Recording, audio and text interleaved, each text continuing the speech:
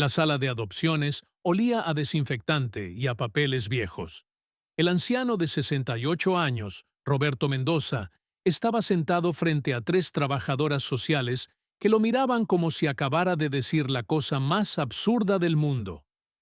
¿Está completamente seguro, señor Mendoza?, preguntó la más joven, con una sonrisa que no llegaba a sus ojos. Roberto no apartó la mirada de la carpeta azul sobre la mesa. Dentro estaba la foto de una niña de 7 años con ojos grises y una cicatriz que le cruzaba la frente.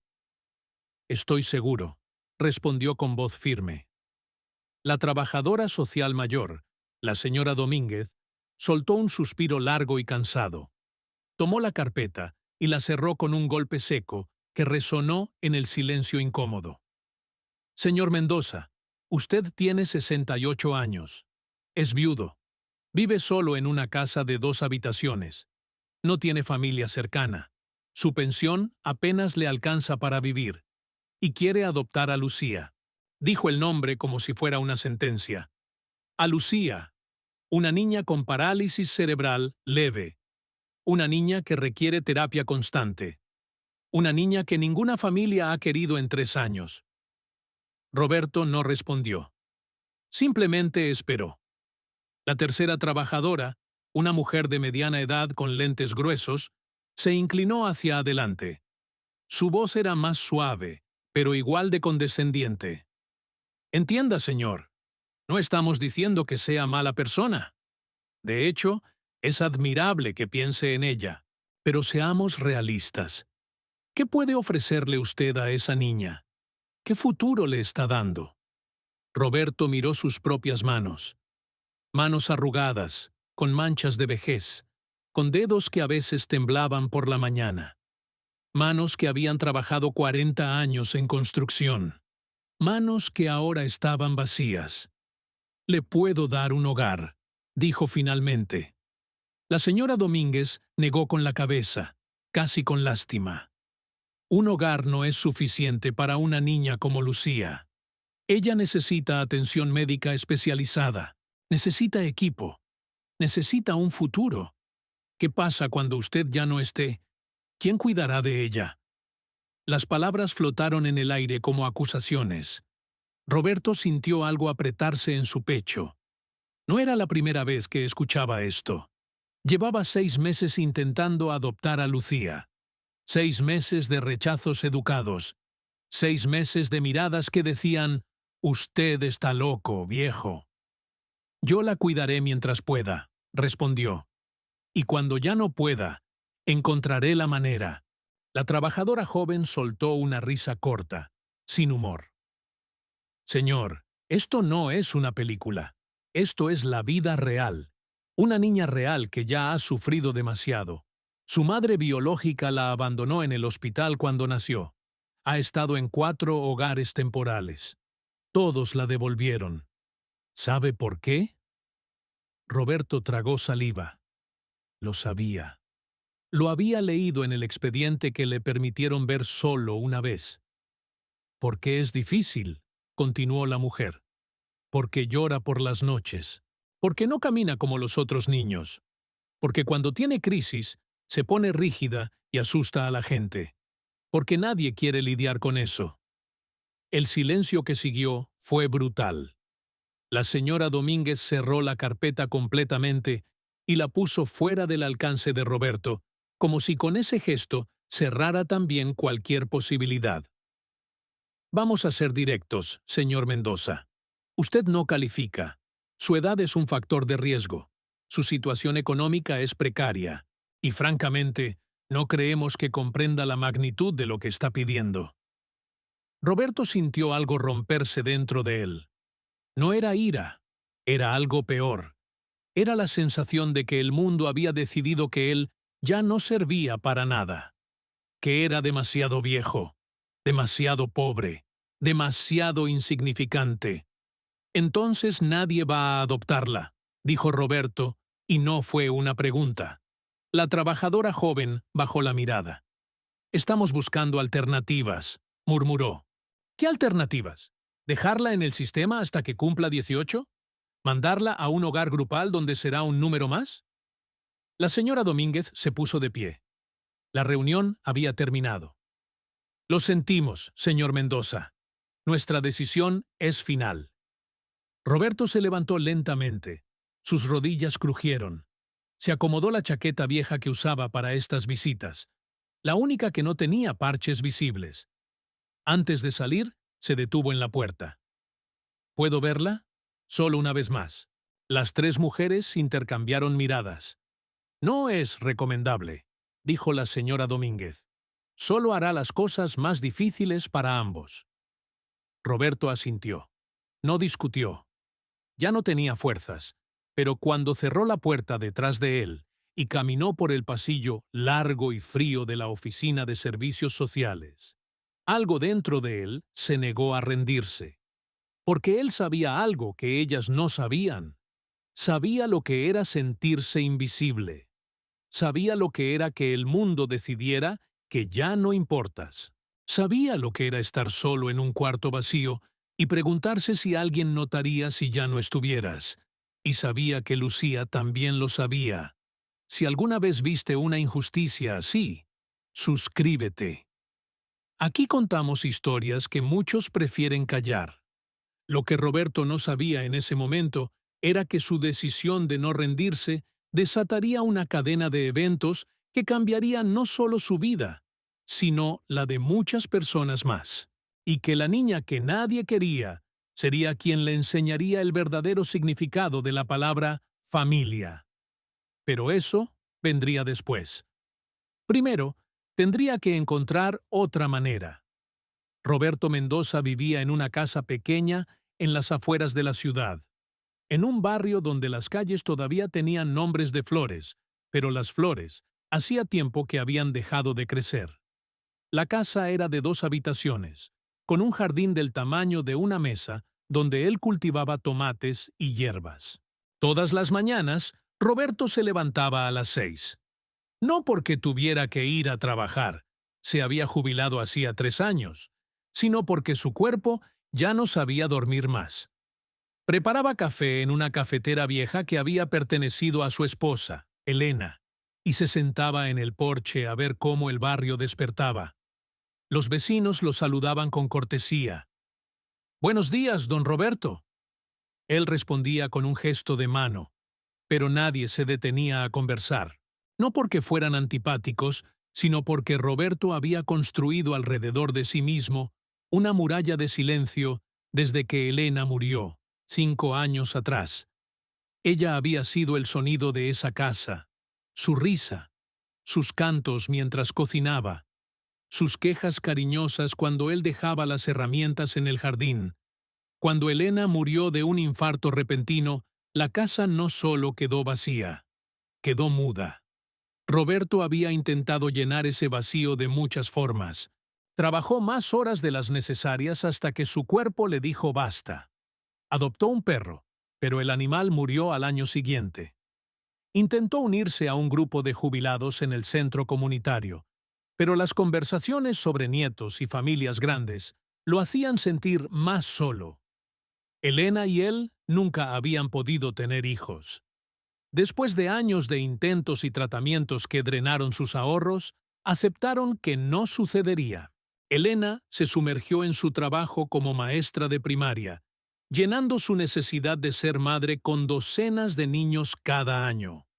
Roberto se sumergió en la construcción, levantando casas para familias que él nunca tendría.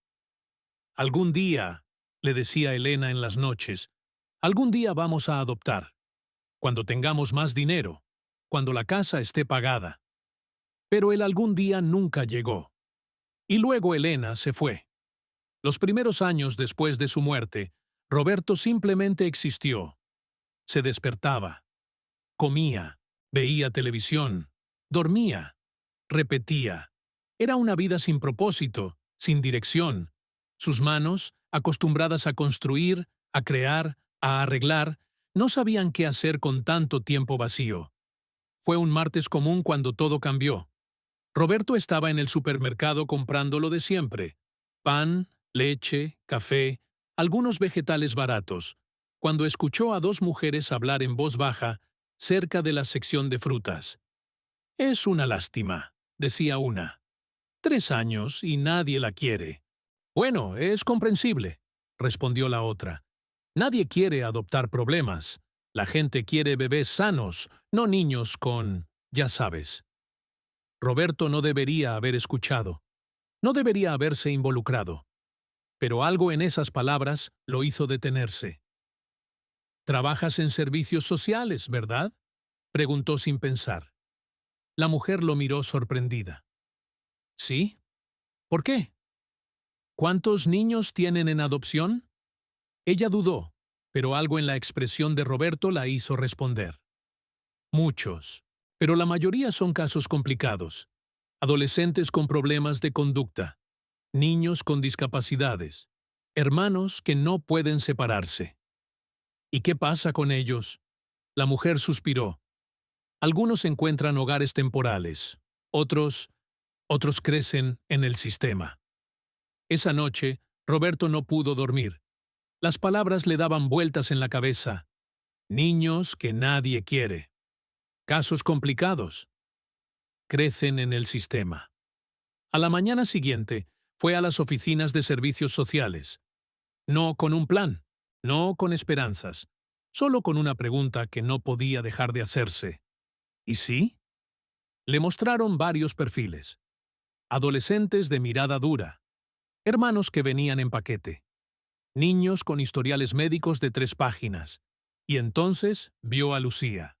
La foto era vieja, tomada hacía 2 años. Una niña de ojos grises que miraba a la cámara con una expresión que Roberto conocía bien. No era tristeza, era resignación. La expresión de alguien que ha dejado de esperar. «Ella tiene parálisis cerebral leve», explicó la trabajadora social, casi disculpándose. «Puede caminar, pero con dificultad. Tiene buena cognición. Es brillante, de hecho, pero nadie la quiere», terminó Roberto. La trabajadora no respondió. No hacía falta. Esa noche, Roberto sacó de un cajón viejo las fotos de Elena. Las extendió sobre la mesa de la cocina. Elena sonriendo en su boda. Elena en su salón de clases, rodeada de niños. Elena en el jardín, con las manos llenas de tierra y el rostro lleno de vida. «¿Qué harías tú?», preguntó Roberto a la foto, sabiendo que no habría respuesta. Pero en el silencio de esa casa vacía, Roberto sintió algo que no había sentido en 5 años. Sintió un propósito. Y así comenzó su batalla de 6 meses para adoptar a la niña que nadie quería.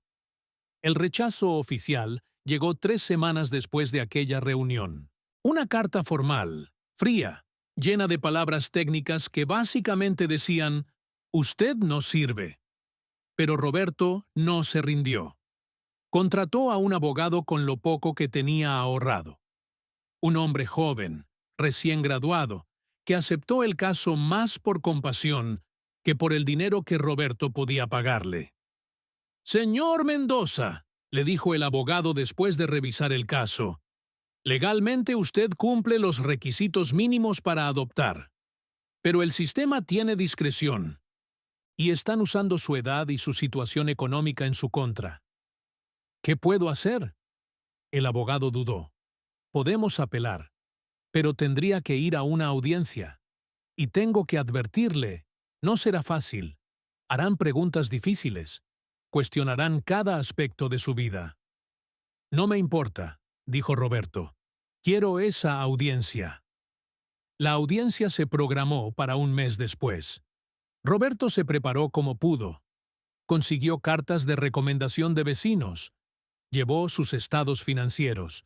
Incluso convenció a su médico para que escribiera una carta confirmando que estaba en buen estado de salud para su edad. El día de la audiencia, Roberto llegó 2 horas antes.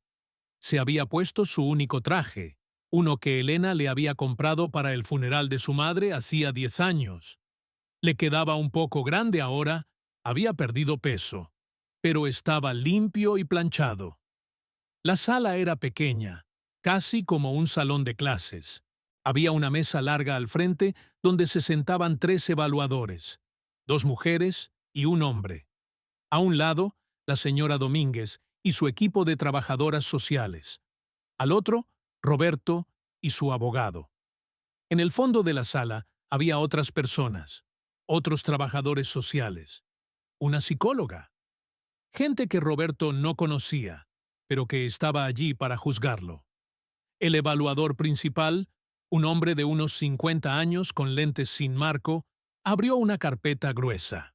Señor Mendoza, estamos aquí para revisar su apelación respecto a la solicitud de adopción de la menor Lucía Márquez. Entiendo que no está de acuerdo con nuestra decisión inicial. Correcto, dijo Roberto, manteniendo la voz firme. Bien, comencemos. Señor Mendoza, usted tiene 68 años. La esperanza de vida promedio en este país es de 76 años para hombres. Eso significa que, estadísticamente, le quedan 8 años. Lucía tiene 7. Cuando ella tenga 15, usted tendría 76 años. Si es que llega. El silencio en la sala fue pesado. ¿Cómo justifica usted adoptar a una niña sabiendo que probablemente no estará presente para verla convertirse en adulta? Roberto sintió todas las miradas sobre él. Nadie sabe cuánto tiempo va a vivir, respondió. Hay gente de 30 años que muere mañana, y hay gente de 80 que vive 20 años más. Pero las probabilidades, señor Mendoza. Hablamos de probabilidades. Una de las evaluadoras, una mujer de cabello gris recogido en un moño apretado, intervino.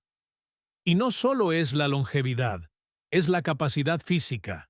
Lucía necesita acompañamiento constante, terapia física 3 veces por semana, supervisión médica regular. ¿Puede usted garantizar que podrá llevarla a todas esas citas durante los próximos 10 años? Puedo intentarlo, dijo Roberto. ¿Intentarlo? La mujer levantó las cejas. Señor Mendoza, esta niña no necesita que alguien lo intente. Necesita certezas. El abogado de Roberto intervino. Con el debido respeto, ningún padre puede dar certezas absolutas. Los accidentes suceden. Las enfermedades suceden. Lo que el señor Mendoza puede ofrecer es compromiso, amor, estabilidad emocional. La señora Domínguez, que había estado en silencio hasta ese momento, se inclinó hacia adelante. Hablemos de estabilidad, entonces. Señor Mendoza, su pensión mensual es de $750. Sus gastos fijos, casa, servicios, comida, suman aproximadamente $600. Eso le deja $150 al mes. ¿Cómo planea cubrir los gastos médicos de Lucía? ¿Las terapias? ¿La ropa? ¿Los útiles escolares? Roberto había preparado esta respuesta. El Estado cubre parte de los gastos médicos para niños adoptados con discapacidades. Y yo puedo ajustar mis gastos. Puedo vivir con menos. ¿Vivir con menos? La voz de la señora Domínguez subió ligeramente. Señor Mendoza, usted ya vive en el límite. Una emergencia médica suya y la niña quedaría desprotegida. El evaluador principal hojeó más páginas. Dice aquí que usted vive solo desde hace 5 años. ¿No tiene familia cercana? ¿Hermanos? ¿Primos? ¿Alguien que pueda ayudar? No tengo familia cercana. ¿Amigos? ¿Comunidad? Roberto dudó. La verdad era que había pasado los últimos 5 años aislándose. Conozco a mis vecinos. ¿Los conoce o son sus amigos? ¿Hay alguien en su vida que pueda apoyarlo en esto? El silencio de Roberto fue respuesta suficiente. La psicóloga, que había estado tomando notas, habló por primera vez. Señor Mendoza, leí su evaluación psicológica.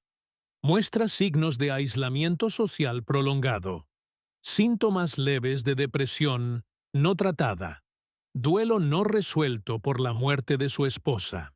¿Ha considerado que tal vez esta solicitud de adopción es una forma de llenar un vacío personal, más que un genuino deseo de ayudar a esta niña?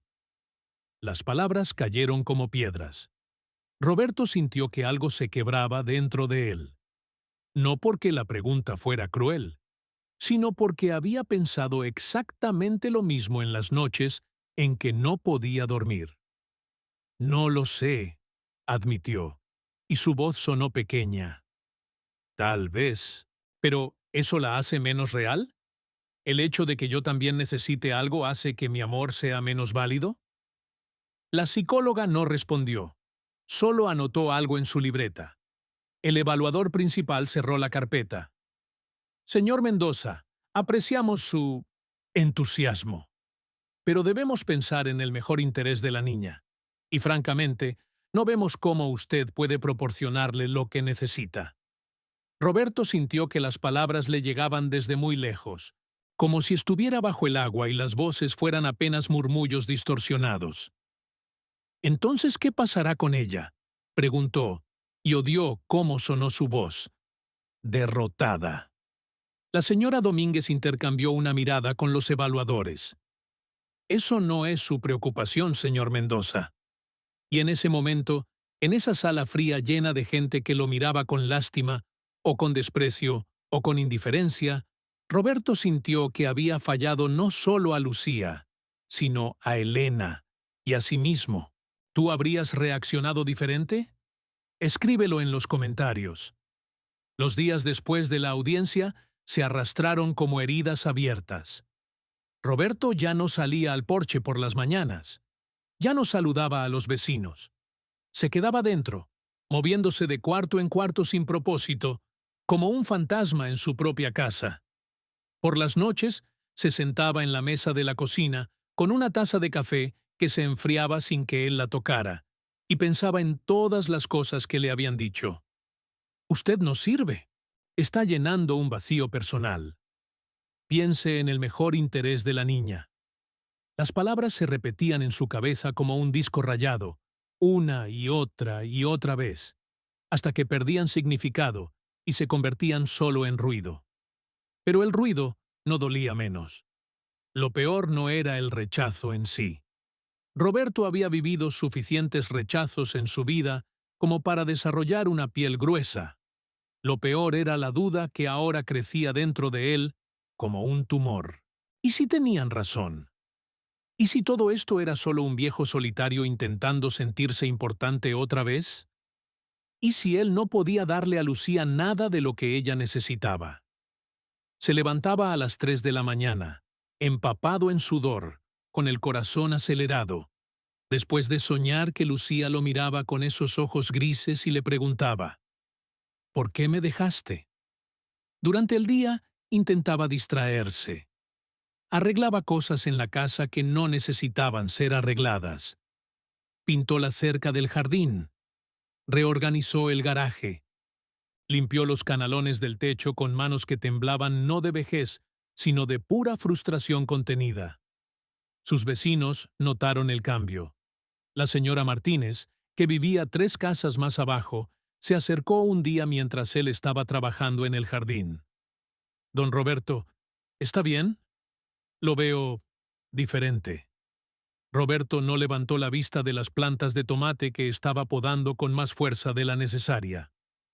«Estoy bien, señora». «¿Seguro? Porque si necesita hablar». «Estoy bien».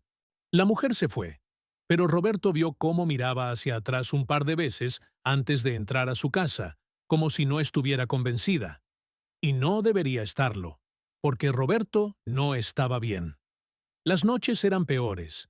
Se quedaba despierto viendo el techo de su habitación, trazando las grietas que formaban mapas de lugares inexistentes, y pensaba en Lucía. ¿Dónde estaba ahora? ¿En qué hogar temporal? ¿La trataban bien? ¿Sabía ella que él había intentado? ¿Le importaba siquiera? Probablemente no. Probablemente ella ni siquiera sabía que él existía. Eso era lo que más dolía. La idea de que para Lucía, él era menos que un extraño. Era solo otro nombre en una lista de gente que había pasado por los expedientes de servicios sociales, visto su foto, y decidido que no valía la pena. Excepto que él no había decidido eso. Él la había querido, y eso no contaba para nada. Una tarde, 3 semanas después de la audiencia, Roberto recibió la decisión oficial por correo. Un sobre blanco, delgado, con el logo del Departamento de Servicios Sociales en la esquina. Se sentó en el porche con el sobre en las manos durante media hora antes de abrirlo. Sabía lo que decía. Lo supo desde el momento en que vio el sobre. Las buenas noticias venían en paquetes gruesos. Las malas noticias cabían en una hoja. Cuando finalmente lo abrió, las palabras fueron exactamente las que esperaba. Lamentamos informarle.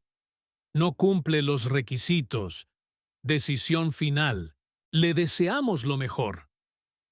Roberto dejó la carta en la mesa de afuera. El viento la movió ligeramente, haciendo que las palabras bailaran. Y por primera vez en 5 años, desde que Elena había muerto, Roberto lloró. No fue un llanto dramático, no fue un sollozo ruidoso. Fue simplemente lágrimas que cayeron sin sonido, mientras el sol de la tarde se ponía detrás de las casas del vecindario, y el mundo seguía girando como si nada hubiera pasado. Como si su corazón roto no importara.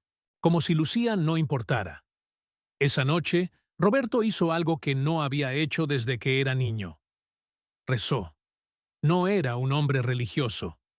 Elena lo había sido, y él la había acompañado a la iglesia porque la amaba, pero después de que ella murió, había dejado de ir. Pero esa noche, en la oscuridad de su habitación, Roberto juntó sus manos arrugadas y habló en voz baja. No sé si me estás escuchando. No sé si te importa.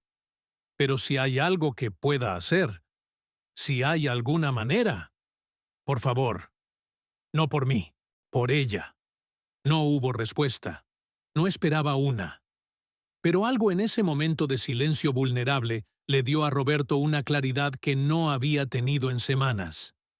Él no iba a rendirse, no porque creyera que iba a ganar, sino porque rendirse significaba aceptar que Lucía no importaba. Y ella sí importaba. A la mañana siguiente, Roberto se despertó con un propósito renovado. No sabía qué iba a hacer. No tenía un plan. Pero sabía que no podía quedarse sentado esperando que el mundo fuera justo, porque el mundo no era justo. Y si nadie más iba a luchar por Lucía, entonces él lo haría. Incluso si terminaba perdiendo.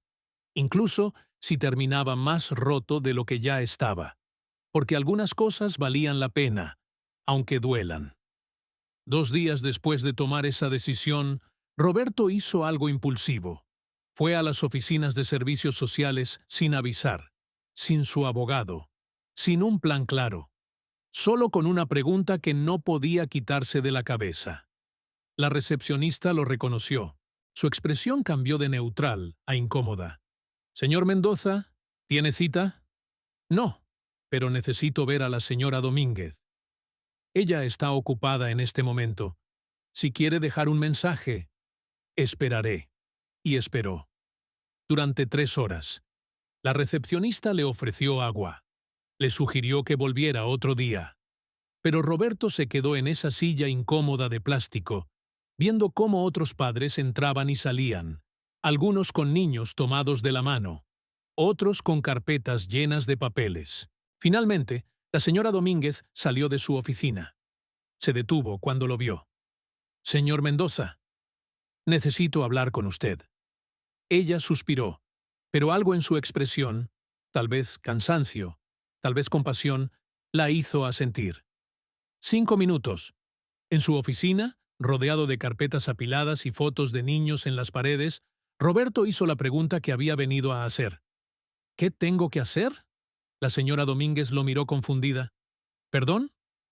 «Para adoptar a Lucía. ¿Qué tengo que hacer? Dígamelo y lo haré». «Señor Mendoza, ya discutimos esto. La decisión es final». «Entonces, ayúdeme a cambiar la decisión. Usted trabaja aquí. Conoce el sistema. ¿Qué quieren ver? ¿Más dinero? ¿Puedo conseguir un trabajo de medio tiempo? ¿Necesitan que me mude a una casa más grande? ¿Que consiga apoyo familiar?» La señora Domínguez se recostó en su silla. Por primera vez, Roberto no vio en sus ojos la mirada condescendiente de las reuniones anteriores. Vio algo diferente, algo parecido a la tristeza. No es tan simple, dijo ella suavemente. Entonces explíqueme, por favor. Hubo un silencio largo. La mujer jugó con un bolígrafo en su escritorio, debatiendo internamente algo. Señor Mendoza, ¿puedo hablarle con franqueza? No como trabajadora social, sino como persona. Roberto asintió. El sistema está diseñado para proteger a los niños, y está diseñado para colocarlos en los mejores hogares posibles. En papel, eso significa familias jóvenes, con recursos, con experiencia. En la realidad, significa que niños como Lucía se quedan atascados. ¿Por qué? Porque las familias que cumplen todos los requisitos no quieren niños con discapacidades. Quieren bebés, quieren niños fáciles. Y los niños como Lucía, que necesitan más atención, más recursos, más paciencia, nadie los escoge. Yo la escogí, dijo Roberto. Lo sé. Y créame, no es la primera vez que veo esto. Personas con buen corazón, con amor genuino, que son rechazadas porque no encajan en los parámetros del sistema. Entonces, el sistema está roto. La señora Domínguez sonrió tristemente. El sistema es lo que es, y yo no puedo cambiarlo sola. Roberto sintió que algo en su pecho se apretaba. ¿Entonces no hay nada que pueda hacer? La mujer no respondió inmediatamente. Miró hacia la puerta cerrada de su oficina. Luego de vuelta a Roberto. Hay algo extraño pasando con el caso de Lucía, dijo finalmente, su voz apenas más alta que un susurro. Roberto se inclinó hacia adelante. ¿Qué quiere decir? No puedo hablar de detalles, pero hay presión, presión para moverla a un hogar específico, y esa presión no viene de dentro del departamento. ¿De dónde viene? La señora Domínguez negó con la cabeza. No puedo decir más, solo sea cuidadoso. Y si realmente quiere ayudar a esa niña, tal vez debería preguntarse por qué hay tanto interés en mantenerla alejada de usted. Antes de que Roberto pudiera hacer más preguntas, alguien tocó la puerta. La señora Domínguez cambió su expresión instantáneamente, volviendo a su máscara profesional. Su tiempo se acabó, señor Mendoza. Por favor. Roberto se levantó, confundido y más inquieto que antes. ¿Qué quiso decir con «Buenos días, señor Mendoza»? Fue despedido sin más explicaciones. Esa noche, Roberto no pudo dormir. Las palabras de la señora Domínguez le daban vueltas en la cabeza. Presión para moverla a un hogar específico. Presión que no viene de dentro del departamento. Pregúntese por qué hay tanto interés en mantenerla alejada de usted. ¿Qué significaba eso? Roberto pasó los siguientes días investigando de cualquier manera que pudo. Habló con su abogado, quien también encontró extraño el nivel de resistencia que habían encontrado. Habló con la mujer del supermercado que trabajaba en servicios sociales, quien le dijo que era inusual que un caso tan simple como el suyo se rechazara con tanta firmeza. Normalmente, le explicó la mujer, cuando hay un solicitante único para un niño difícil de colocar, el sistema es más flexible. Pero en su caso, es como si alguien estuviera bloqueando activamente su solicitud. ¿Quién? No lo sé, pero debería averiguarlo. Roberto comenzó a notar cosas extrañas. Cuando llamaba a la oficina de servicios sociales para pedir información sobre su caso, siempre le decían que la persona a cargo no estaba disponible. Cuando intentó solicitar copias de los documentos de su evaluación, le dijeron que había un retraso administrativo. Su abogado intentó programar otra audiencia. Le dijeron que no había fechas disponibles hasta dentro de 6 meses. 6 meses. ¿Qué podía pasar en 6 meses? Una tarde, Roberto decidió hacer algo arriesgado. Fue al hogar temporal donde, según su abogado, Lucía estaba actualmente colocada. No para verla, sabía que no se lo permitirían, sino solo para... no sabía para qué exactamente. Solo sentía que necesitaba estar cerca.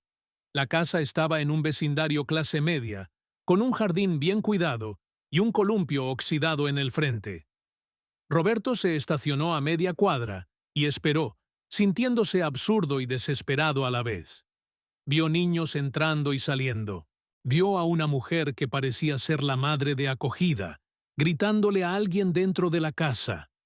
Vio a un hombre llegar en un auto caro, quedarse dentro por 20 minutos y luego irse. Roberto tomó nota de la placa. No sabía qué estaba haciendo. No sabía si esto llevaría a algo, pero sentía que había algo más en esta historia, algo que no le estaban diciendo. Y mientras observaba esa casa desde la seguridad de su auto viejo, una pregunta se formó en su mente. ¿Por qué tanto esfuerzo para mantener a Lucía fuera de su alcance? ¿Qué estaban protegiendo? ¿O a quién? ¿Qué crees que realmente está pasando? Déjalo en los comentarios. La respuesta llegó de donde Roberto menos lo esperaba. 3 días después de esa vigilancia improvisada, recibió una llamada de un número desconocido. Casi no contestó. Últimamente solo recibía llamadas de vendedores, pero algo lo hizo apretar el botón verde. ¿Señor Mendoza? Era una voz de mujer, joven, nerviosa. Sí, mi nombre es Ana Flores. Trabajo en el hogar temporal donde está Lucía. El corazón de Roberto se aceleró. ¿Está bien? ¿Le pasó algo? Ella está bien, físicamente, pero necesito hablar con usted. ¿Puede reunirse conmigo? Sin decirle a nadie.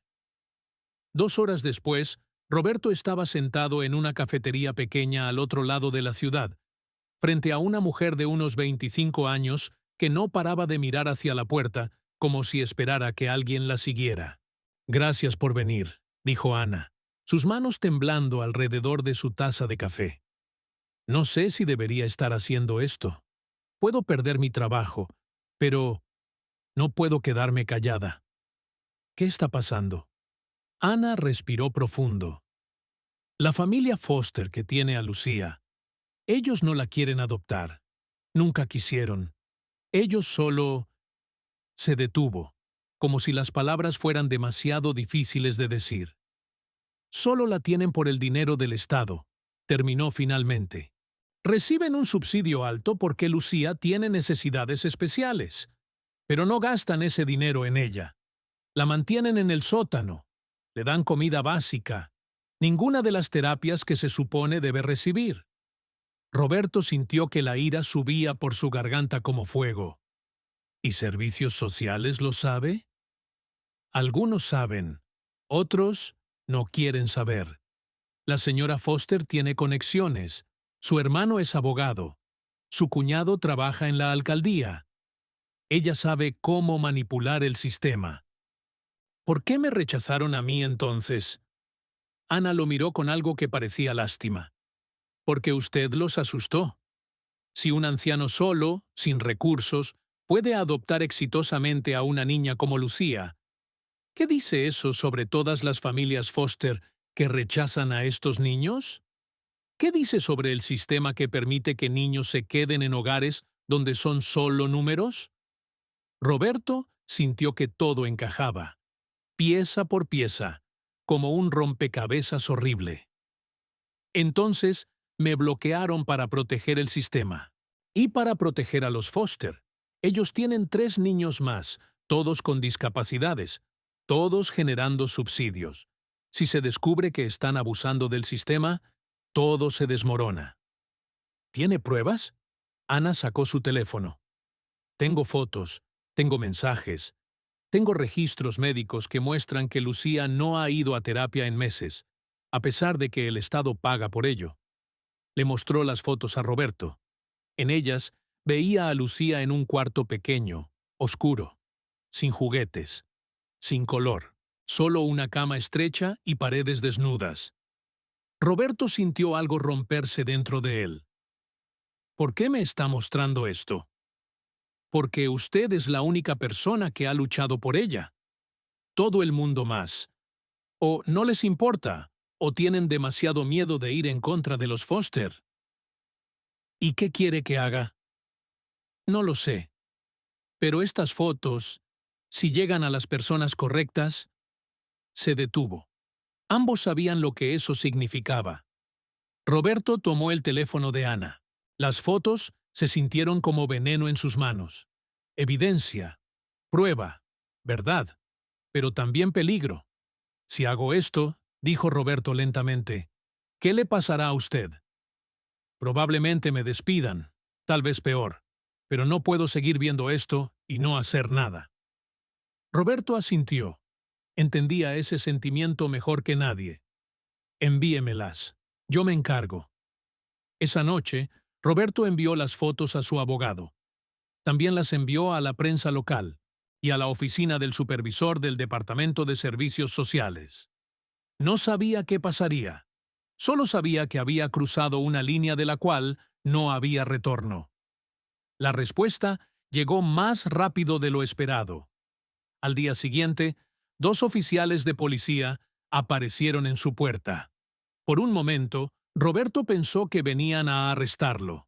Por acoso, por invasión de privacidad, por quién sabe qué. Pero no.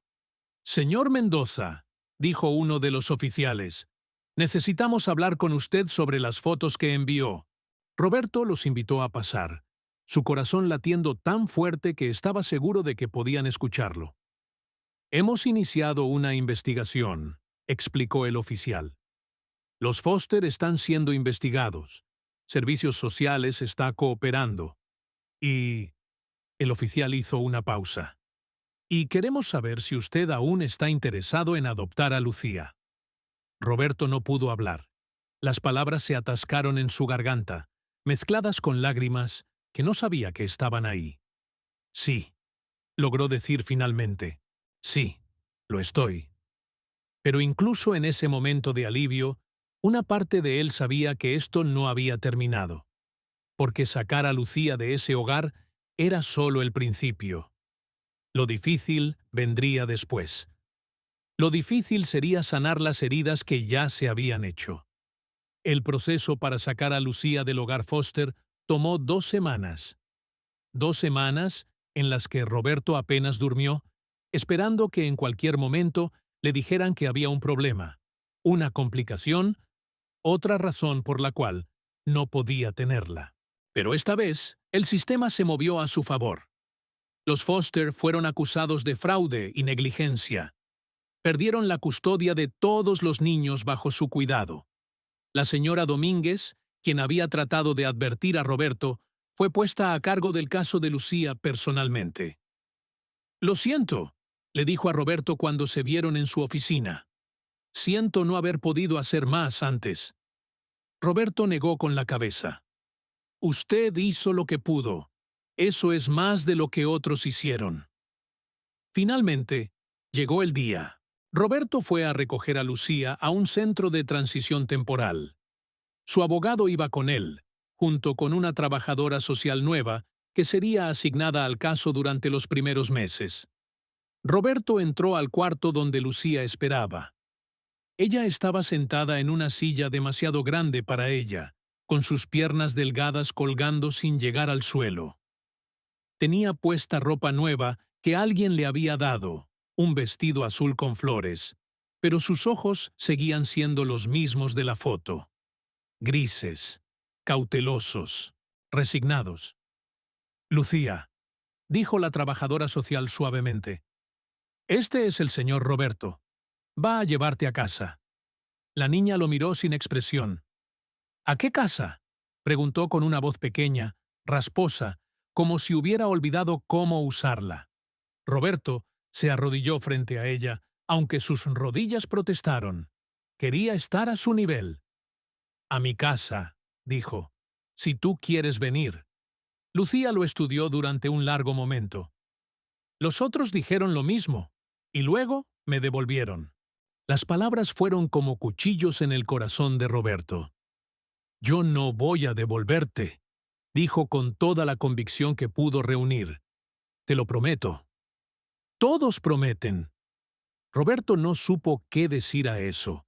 porque ella tenía razón, y él no podía demostrarle nada en ese momento. Solo el tiempo lo haría. Tienes razón, admitió. No puedo prometerte que todo será perfecto.